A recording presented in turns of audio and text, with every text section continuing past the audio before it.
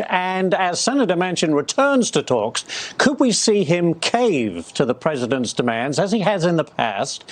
Let's ask National Taxpayers Union EVP Brandon Arnold and Walser Health Management CEO Rebecca Walser. Hi, guys. Thank you both for being here.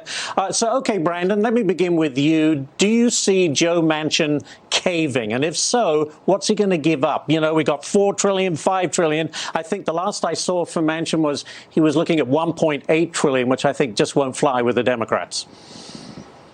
Yeah, he certainly wants a slimmed down package, and I do think this bill is still alive. It's kind of like the knight from the Monty Python movie where it keeps getting its arms and legs lopped off, but it says it's just a flesh wound and it hops along. So will Manchin cave? Well, you think back to 2009 when they were struggling to get Obamacare passed. What did? They sent hundreds of millions of dollars to states like Nebraska, the Cornhusker kickback, to the Louisiana Purchase, and they effectively bought off senators. I think that's very much an option right now, as is the case where they could slim down this package and make it more amenable to Senator Manchin. So this is a live fire exercise, and taxpayers ought to be very, very concerned.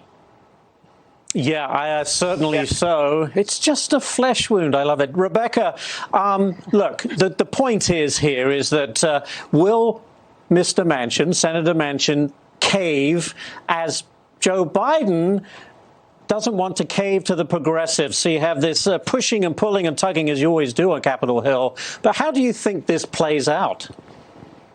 You know, Ashley, this is just the wrong timing, and I just don't know why everyone isn't talking about that. Why are we talking about passing a multi-trillion-dollar package after we already passed a trillion-dollar package, after we spent $8 trillion fighting corona, and we're still federally stimulating the Federal Reserve $120 billion because we haven't started to taper yet? What is going on? This is cognitive dissonance. This is saying, oh, we won $5 trillion, and now it's $3.5 trillion, and now we're cutting into $1.75 trillion. But the Penn Wharton Budget Office basically analyzed this and scored it at a $4.26 trillion package, even at its reduced version. So if Joe Manchin caves on anything in his life, this is not the time to cave. Stick to your guns, Joe Manchin. America is behind you.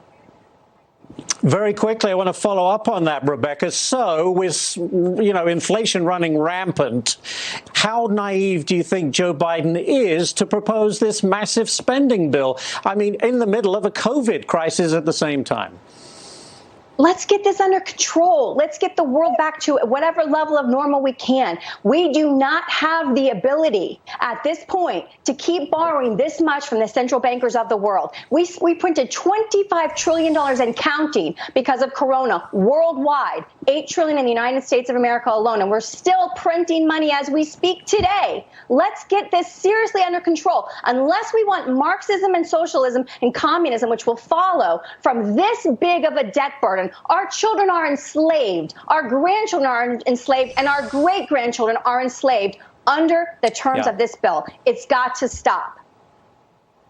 Well, Brandon, Chad Pergram brought up the issue of executive orders. I mean, does Joe Biden go down that road and kind of cherry pick what he can and ram it through an executive order? Well, I think that's a possibility for sure, but it is limited what the president can do via executive order. I think we need to rein in executive power, whether there's a Republican in the White House or a Democrat in the White House. But what we saw with Joe Manchin is expansion of things like federal minimum wage by using executive order, starting to expand that to people that work on parklands. So that actually does start to have an impact on the private sector. I think they're looking at every particular option that they possibly can, but I think the initial path that they're going to pursue here is legislative in nature.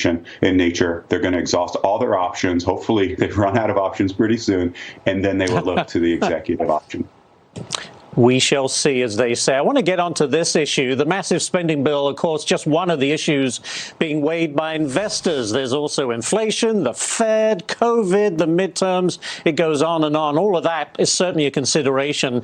Analysts, or a growing number of analysts, say it could be a rocky year for stocks. Inflation up, stocks down, volatility. Rebecca, would you agree with that analysis?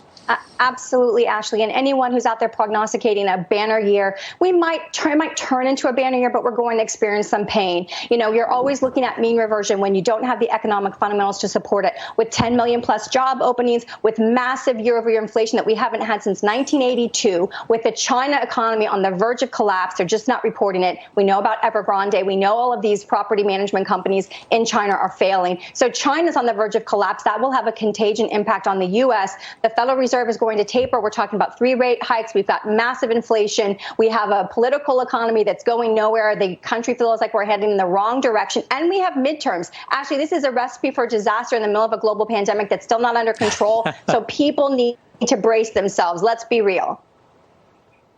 Very quickly, Brandon, I've literally got 20 seconds. Inflation, do we get our arms around it, or is it just going to continue to roll along the rest of the year?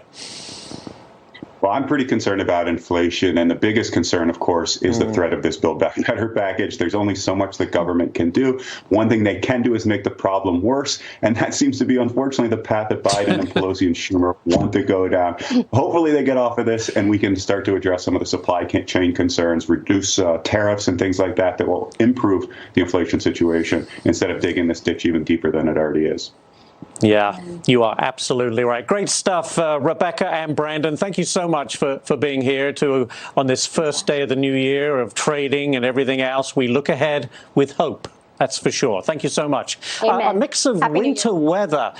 Happy New Year to you both. Yeah, a mix of winter weather plus the latest Omicron-fueled COVID surge has left travelers, as you can imagine, dealing with another week of airline chaos. We're going to have a live report from Philadelphia International Airport after this.